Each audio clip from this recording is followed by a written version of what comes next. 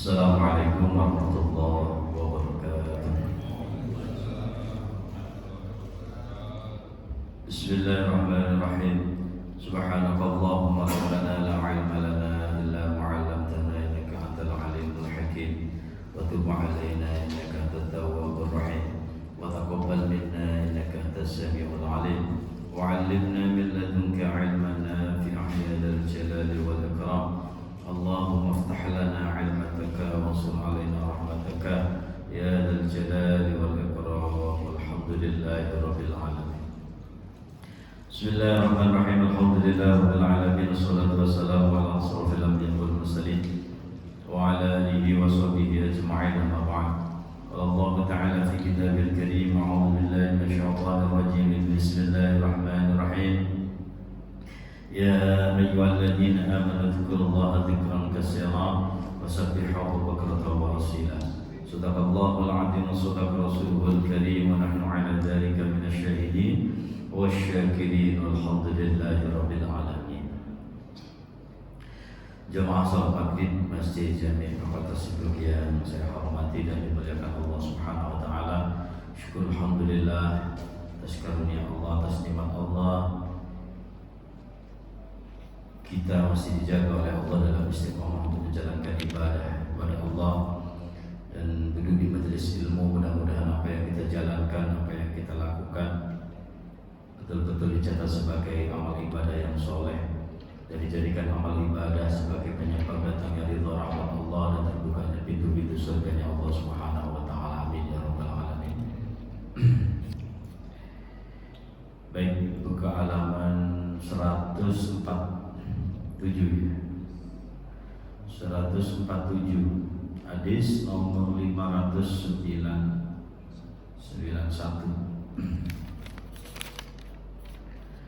Bismillahirrahmanirrahim. Qala musannifu rahimahullahu ta'ala wa nafa'ana bihi wa bi'ulumihi fid dharain amin.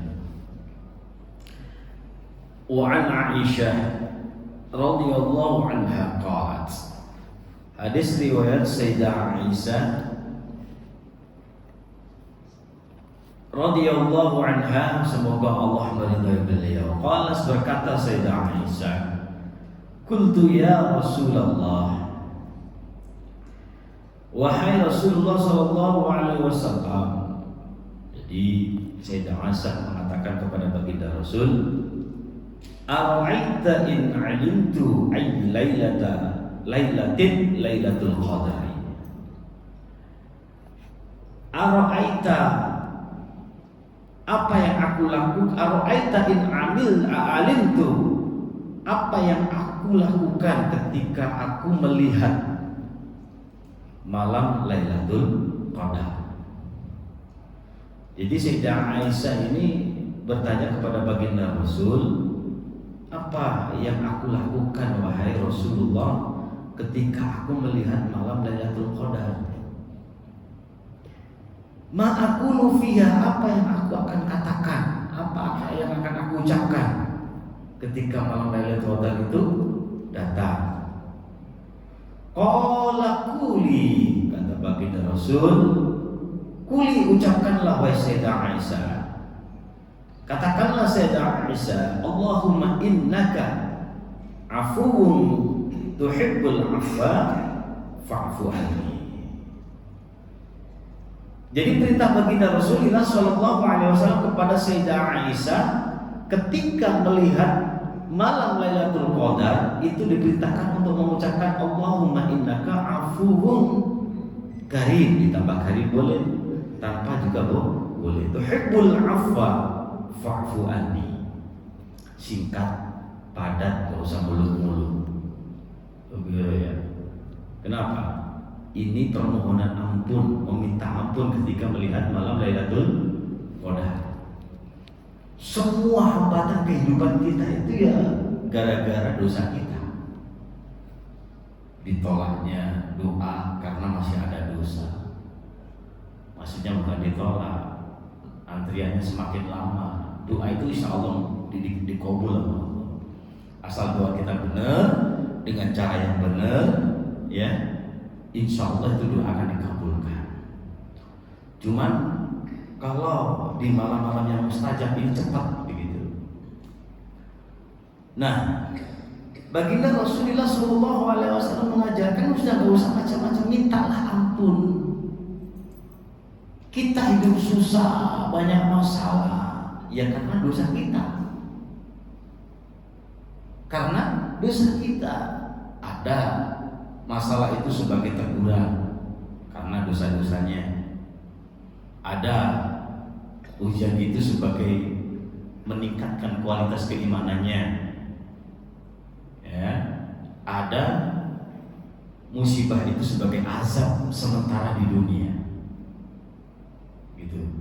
Jadi semua kejadian di dunia ini, musibah terjadinya di dunia ini tidak lain dan bukan lain disebabkan karena dosa-dosa. Maka gampang kalau Allah sudah mengampuni dosa-dosanya, insya Allah hidup kita akan lebih mudah lagi. Ya, hidup ini akan lebih mudah dan insya Allah hidup ini akan bahagia, selamat, mulia dunia akhirat. Kalau memang dosa tidak akan terampuni. Nah, hidup ini kan masalahnya nanti di akhirat dosa kita terampuni apa enggak, itu masalahnya. Kalau diampuni beres. Maka Rasulullah mengajarkan itu doanya singkat banget. Allahumma innaka 'afuwwun karim tuhibbul 'afwa fa'fu 'anni. Kenapa di malam yang mulia, di malam yang mustajab, malam Lailatul Qadar, Rasulullah enggak mengajarkan doa yang panjang gitu. Doa yang diajarkan Rasulullah singkat padat. Yang inti masalah kehidupan kita itu ya dosa-dosa itu. Kalau dosanya sudah terampuni, selesai masalah.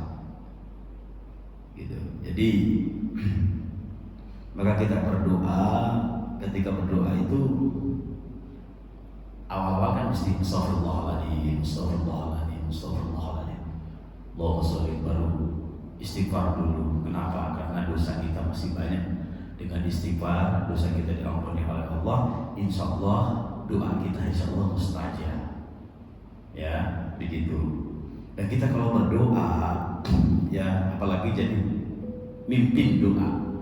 Yang mimpin doa, ketika astagfirullahaladzim jangan sendiri, jangan astagfirullahaladzim, astagfirullahaladzim, astagfirullah. Itu kan meminta ampun kepada diri kita sendiri. Padahal kita lagi memimpin orang banyak. Ya, diutamakan kalau bisa pertama astagfirullah dengan kalimat memohon ampun diri sendiri, kemudian minta ampunkan kepada jamaah. Jadi astagfirullahaladzim, kemudian nastaghfirullahaladzim, nastaghfirullahaladzim gitu. Atau langsung nastaghfirullahaladzim, nastaghfirullahaladzim boleh. Yang jelas mintakan ampun kepada jamaah semuanya, agar siapa tahu ya dengan aminnya mereka jamaah ini terus terkabul, akhirnya dosa-dosanya diampuni, amin seterusnya ini loh insya Allah mustajab begitu. Jadi mintakan sekalian ampunan kepada jamaah, jangan sendiri. Astagfirullahaladzim, astagfirullahaladzim, astagfirullahaladzim, Allahumma sholli wa sallim. Itu kan minta ampun kepada dirinya sendiri. Baik, kembali kepada kalimat Allahumma innaka 'afuwwun karim tuhibbul 'afwa fa'fu 'anni. Itu satu kalimat singkat padat yang memohon ampunan kepada Allah di malam yang sangat-sangat mulia, yaitu malam Lailatul Qadar. Gak diajarkan panjang lebar, enggak. Biar apa? Biar semua umat baginda Rasul ini mudah untuk menghafal dan mudah untuk menyontoh, untuk mempraktekkan, untuk mengamalkan ketika melihat malam Lailatul Qadar. Ini kan gak panjang, dihafal gak cepat. Apalagi kita sering dengar di bulan Ramadan, pasti dihafal. Allahumma innaka 'afuwwun karim tuhibbul 'afwa fa'fu 'anni atau fa'fu 'anna. Baik. Kemudian kenapa salah satu Rasulullah memakai kata afun? Ya, kata afun ini ada rahasia di balik kata afun. Afun ini adalah salah satu sifat Allah yang Maha Pengampun. Ya, yang Maha Pengampun, mana ketika Allah mengampuni hambanya menggunakan sifat afun atau al-afun, ini dosa hambanya itu sudah ditutup rapi, disimpan rapi, dibungkus rapi gitu. Enggak dikasih, enggak diperlihatkan kembali kesalahan manusia itu, kesalahan hambanya. diampuni oleh Allah tanpa harus memperlihatkan kesalahan-kesalahan dahulu. Udah ditutup sama Allah, ditutupi aibnya, itu ditutupi, kesalahannya ditutupi sama Allah. Kalau Allah sudah mengampuni dosa hambanya dengan menggunakan kata al-afu. Namun kalau menggunakan kata yang lain, ya sifat yang lain kayak Ghaffar, kayak Ghafur, itu sama Maha Pengampun. Cuma dilihatin dulu nih, kamu pernah dosa seperti ini di dunia, seperti ini nih. Apa aja kamu perlakukan di dosa-dosanya? Ya, karena perbuatan ini saya ampuni, ya, aku ampuni. Nah, silakan kau masuk surga. Tapi dibikin malu dulu, diperlihatkan lagi kesalahan-kesalahan itu. Nah, inilah Rasulullah yang sangat diinginkan oleh kepada hambanya, kepada umatnya, agar kesalahan-kesalahan umat ini ditutup oleh Allah dengan terus menggunakan, dengan terus kita mengucapkan doa-doa Allahumma innaka afuwwun karim tuhibbul afwa fa'fu. Nah, itu ya.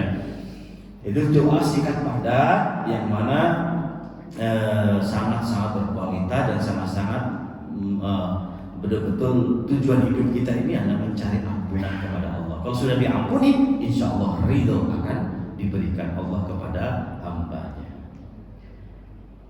Selanjutnya wa an Abi Sa'id Al-Khudri radhiyallahu anhu qala qala Rasulullah sallallahu alaihi wasallam la tushaddur rihal ila salasah. Jangan engkau melakukan perjalanan atau rihlah terkecuali kepada 3 masjid. Nah, ini babnya bab i'tikaf ya. Babnya bab i'tikaf. Maksudnya ada salah satu ulama yang mengatakan i'tikaf itu ya di 3 masjid. Namanya i'tikaf itu jangan kau lakukan i'tikaf terkecuali di 3 masjid. Ya, yang pertama adalah Masjid Haram, Masjidil Haram. Kemudian Masjidil Hada. Masjidil Hada adalah masjidku kata baginda Rasul. Kalau masjid itu berarti Masjidil Nabawi gitu. Kemudian wal Masjidil Aqsa. Yang ketiga adalah Masjidil Aqsa. Nah, ada sebagian ulama yang berpendapat ya, i'tikaf ini ya di 3 masjid ini. Selain itu bukan termasuk i'tikaf. Tapi ini makna secara khusus. Secara umumnya ya di semua masjid bisa dibuat i'tikaf. Begitu, jangan di tempat inilah memiliki keutamaan lebih. Ya, di masjid ini memiliki keutamaan lebih daripada masjid-masjid lain. Itu. Nah, sudah kita ketahui bersama ya bahwa kebaikan apapun tidak hanya i'tikaf, tidak hanya i'tikaf. Kebaikan apapun khususnya sholat ya, sholat 1 rakaat di Masjidil Haram ya, itu pahalanya seperti 100.000. Kita 100.000 di Masjid Sibuk nih baru menyamai 1 rakaat di Masjidil Haram. Maka sangat bersyukur kalau sudah pernah sholat di sana. Kemudian kalau di Masjidil Nabawi berapa? 1.000. Masjidil Haram itu 100.000 perbandingannya. Masjidil Nabawi 1.000. Ya. Kemudian di Masjidil Aqsa 500 perbandingannya. Itu kalau nggak salah. Nah, gimana kalau kita sholatnya di luar Masjidil Haram? Maksudnya di luar masjid, di hotel, masih wilayah haram lah, masih wilayah haram, masih wilayah Makkah, begitu. Nah, itu tetap pahalanya lebih besar daripada di luar masjid, di luar kota Makkah. Cuman kalau dibandingkan di masjid apa di luar masjid, nah ini beda. Ya, berbeda. Itu memang semua kebaikan yang dilakukan di kota Makkah, ya, di kota Makkah itu pahalanya dilipat gandakan daripada melakukan kebaikan di luar kota Makkah atau di luar kota-kota yang sudah dimuliakan nama Allah, kota Makkah, Madinah dan Masjidil Aqsa. Itu yang dimuliakan, yang mana kebaikan dilakukan di situ akan dilipat gandakan pahalanya oleh Allah Subhanahu wa taala. Itu ya. Jadi sekali lagi, ketika ada yang berpendapat kalau i'tikaf itu hanya di 3 masjid, itu hanya keutamaan. I'tikaf dilakukan di 3 masjid ini pahalanya jauh lebih beda, jauh lebih besar daripada kita melakukan i'tikaf di luar 3 masjid ini. Melakukan gak hanya i'tikaf, apapun kebaikan, ya begitu. Nah, ada pertanyaan begini, gimana kalau sholat sunnah? Kita sholat sunnah di Masjidil Haram, apa pahalanya lebih besar daripada sholat sunnah di masjid-masjid lain, gitu ya. Sebagian ulama mengatakan khusus sholat 5 waktu. Kalau sholat sunnah enggak.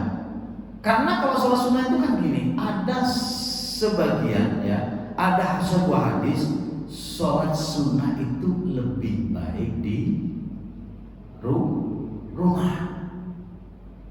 Gitu. Tapi hadis ini jangan dipegang semua. Maksudnya kalau di rumah itu ya, kalau di rumah itu sholat sunnah di rumah itu potensi untuk kita takabur, untuk riya itu kayaknya enggak, kemungkinan besar itu enggak ada gitu. Tapi kalau udah ke masjid ya mungkin kemungkinan kita riya, ingin dinilai orang itu mungkin ada begitu. Itu salah satu alasan ya sholat sunnah itu lebih baik di rumah. Tapi kalau semua berpendapat seperti itu majlis sepi nanti. Tetap kalau dibanding itu sholat pahala sholatnya. Tapi kalau di masjid kan jalannya, memakmurkan masjid, iya, menghidup-hidupkan masjid, itu pahala semua. Langkahnya ke sini dan rumah ke sini itu pahala, ya begitu. Ya kalau begitu gimana? Ya kita kadang-kadang sholat di rumah, kadang-kadang sholat di sini. Itu Pak ya. Itu dapat dua-duanya begitu. Dapat dua-duanya. Baik, itu tentang perbandingan Masjid Nabawi, Masjidil Haram dan Masjidil Aqsa. Apalagi dibuat kebaikan melakukan di situ pasti dilipat gandakan lebih besar oleh Allah Subhanahu wa taala daripada kebaikan itu dilakukan di luar 3 masjid tadi. Baik, selanjutnya Kitabul Hajj. Bab menjelaskan tentang haji. An Abi Hurairah radhiyallahu anhu anna Rasulullah sallallahu alaihi wasallam. Hadis riwayat Abi Hurairah radhiyallahu anna Rasulullah sallallahu alaihi wasallam, bahwa sesungguhnya baginda Rasulullah sallallahu alaihi wasallam qala bersabda, al-umratu ilal umrah kaffaratul lima bainahuma. Jadi umrah ke umrah yang lain, jadi umrah ke umrah lagi itu adalah kafarah, pelebur dosa, menghilang dosa. Ya di antara umrah sama umrah itu melebur dosa. Maka kalau di sana sering-seringlah umrah, antara umrah ini besok umrah lagi, besok umrah lagi. Ada yang sehari 3 kali ada yang sehari ya sekali aja udah bagus lah. Selama di sana terus umrah, fisiknya yang kuat, khusus fisiknya yang kuat tiap hari. Itu ada yang sehari 2 kali, bahkan ada yang sehari 3 kali Pak. Kuat berarti fisiknya. Sampai selesai istirahat bentar, berangkat ke ngambil mikot lagi, ke Tan'im, balik lagi, selesai Tan'im lagi, selesai. Insyaallah, kalau udah kena nikmatnya ibadah ya seperti itu. Ya, jadi umrah ke umrah itu pelebur dosa. Gitu. Ya umrahnya dibuatin siapa, buat siapa bisa, buat badalin siapa, kakek kita udah meninggal, badalin. Ya bagi yang saudara yang udah meninggal badalin boleh. Gitu. Nah kemudian wal hajjul mabrur, haji mabrur laisa lahu jaza. Haji yang mabrur itu tidak ada balasannya illal jannah, kecuali surga. Ya karena kecuali haji mabrur itu menghapus dosa. Nah kalau sudah nggak ada dosanya, ya udah nggak ada lagi balasannya kecuali surga. Begitu. Ya maka haji mabrur itu penghapus dosa. Maka kalau dapat predikat haji mabrur itu sudah masya Allah. Nah ciri-ciri biasanya kalau ada haji mabrur itu ya banyak perubahan. Ulama mengatakan mabrur itu dibagi tiga. Ada mabrur qoblah, ada mabrur indah, ada mabrur ba'dah, gitu ya.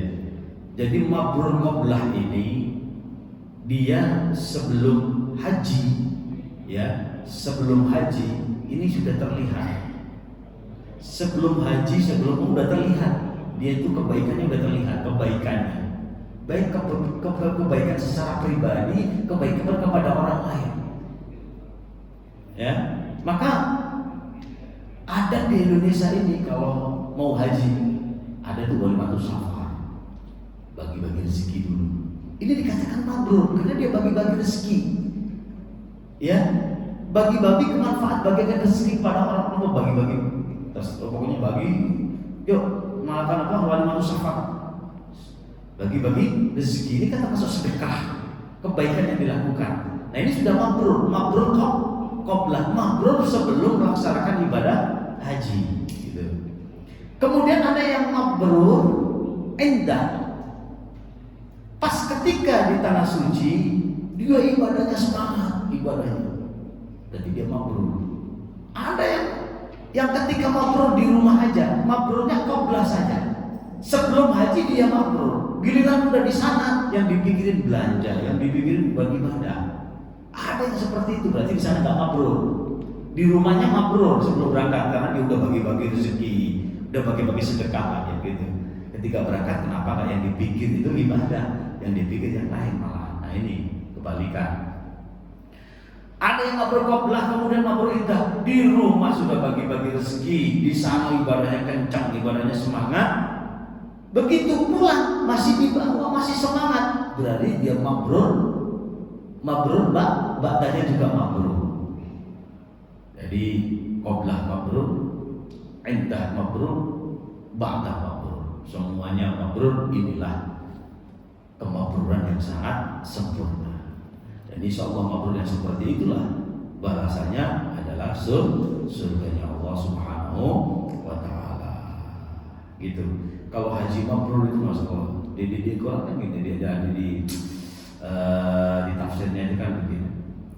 Fihi ayatun bayyinatun maqam Ibrahim wa man dakhalahu kana amina.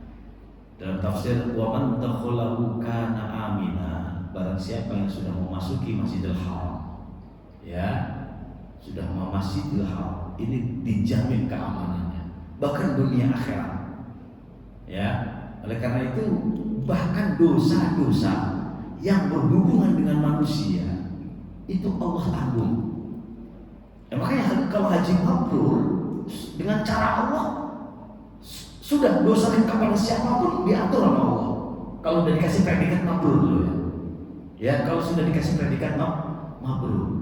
Nah, ciri-ciri awal orang yang mabrur itu kalau haji minta maaf dulu. Khususnya orang yang pernah kita sakitin. Biar perjalanannya lancar. Itu kan sudah meminta maaf dulu itu. Ciri-ciri mau mabrur itu. Ya, ciri-ciri mau mabrur, ngumpulin tetangganya, saudaranya, dimintai ampunan. Mohon maaf kalau ada salah. Bersih dosanya. Ya kan? Nah, di sana ibadahnya semangat. Ya, begitu pulang Allah ridhoi, pasti ibadah itu pasti dijaga terus. Rasa nikmat ke bawah sampai tanah air. Ada yang di sana semangat, begitu nyampe rumah hilang lagi semangatnya. Berarti mabrur ba'dahnya nggak ada. Cuman mabrur qoblah dan indah saja. Ba'dah itu yang paling penting. Ya, ba'dah setelah haji kok ibadahnya turun, berarti belum sukses. Ya, hadinya belum sukses. Tapi kalau tambah minimal nggak berkurang minimal ibadahnya itu. ya. Justru yang paling penting setelah itu, setelah haji itu. Ya kayak Ramadan itu kan yang paling penting setelah Ramadan. Setelah Ramadan itu ada perubahan nggak? Gitu kan? Setelah Ramadan kok lemah lagi berarti ya udah itu ibadahnya ibadah apa ya? Ibadah musiman aja. Ketika Ramadan semangat, begitu hilang Ramadan udah turun lagi. Ya nggak apa-apa daripada nggak sama sekali. Udah Ramadan udah nggak semangat, begitu selesai Ramadan malah nggak semangat lagi. Nah ini lebih parah lagi. Ya ketika Ramadan, momen Ramadan semangat ibadahnya. Ketika selesai Ramadan seharusnya kan tetap semangat, begitu ya, seharusnya. Tapi kalau memang turun-turun dikit itu wajar lah. Karena kan umumnya manusia kan ngambil kesempatan ibadah kali lipatnya itu, pahala kali lipatnya di bulan suci Ramadan. Oh, berbondong-bondong, rame-rame ibadahnya. Tapi ketika selesai, nah udah turun lagi. Itulah umumnya manusia. Ya. Baik, wa an Aisyah radhiyallahu anha wallahu a'lam bissawab. Sampai situ aja. Ada pertanyaan?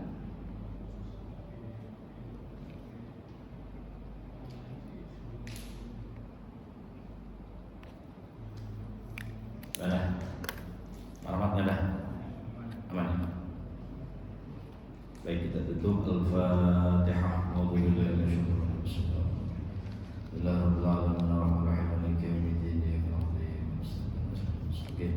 صراط الذين أنعمت عليهم غير المغضوب عليهم ولا الضالين اغفر لي ولوالدي وللمؤمنين آمين أستغفر الله العظيم أستغفر الله العظيم أستغفر الله العظيم صلى الله عليه وسلم اللهم صل وسلم وبارك على سيدنا محمد وعلى آل سيدنا محمد الحمد لله رب العالمين الشاكر لنا وعامل لا يوفي ويكافئ مزيدا يا ربنا ولك الحمد ولك الشكر لما ينبغي لجلال وجهك الكريم وعظيم سلطانك اللهم صل وسلم وبارك على سيدنا محمد صلاة واسعة بها لنا الرزق وتحسن بها لنا الأخلاق وعلى آله وصحبه وسلم يا الله يا رحمن يا الله يا رحيم يا الله يا رحمن يا الله يا رحيم يا الله يا رحمن يا الله يا رحيم اللهم بارك اللهم يسر وبارك ونجح ورد عمر الآخرة بسبب مجلس علم يا رب برحمتك يا أرحم الراحمين اللهم بارك لنا يا رب في رجب وشعبان وبلغنا رمضان بلغنا رمضان وبلغنا رمضان يا رب وحصل مقاصدنا برحمتك يا أرحم الراحمين اللهم ارزقنا الاستقامة وحسن الخاتمة